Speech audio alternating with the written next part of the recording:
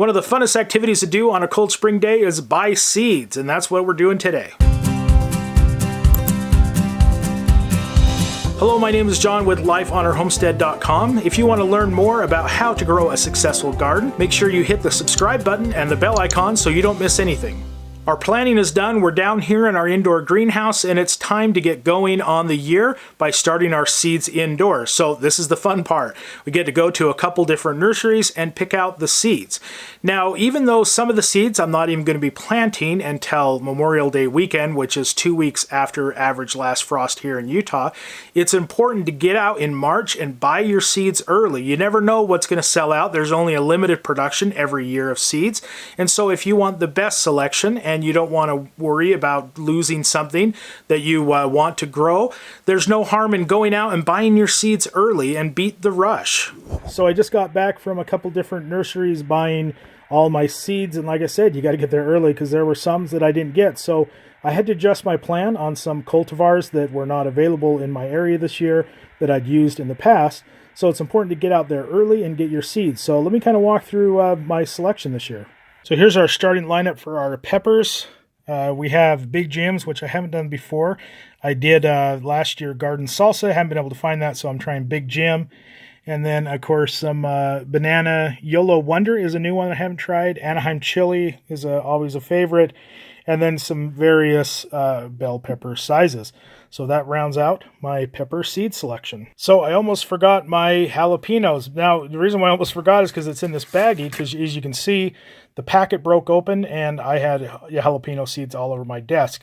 So inspect your packets, make sure the glue is holding. If not, I put them in Ziploc baggies to kind of prevent intermixing of seeds in my bin. So for our tomato lineup and tomatillos, we have our tomatillos, and then for tomatoes, we have Sun Sugar. Notice how it's a handwritten envelope. You have to go at Cook's Nursery and ask for it behind the counter. They are that valuable. Tomato Lemon Boy, that's always been a nice one. And I'm trying this new one. I haven't seen it before. Mr. Stripey. So we'll see how that works out. Then our cherry tomatoes, our big beef slicing tomatoes, and then Celebrity for our canning. So that rounds out our tomato selection. All things melon, we have for watermelon, Crimson Sweet. We're going to do some honeydew melon.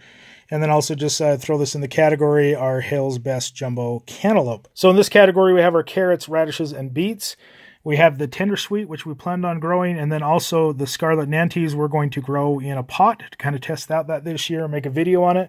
Radishes, Champion, and then beets, my favorite for pickling, the Detroit Dark Red. Another random category, we have eggplant, the Black Beauty, which is my favorite eggplant, and then we have green and red cabbage. We'll start early this year.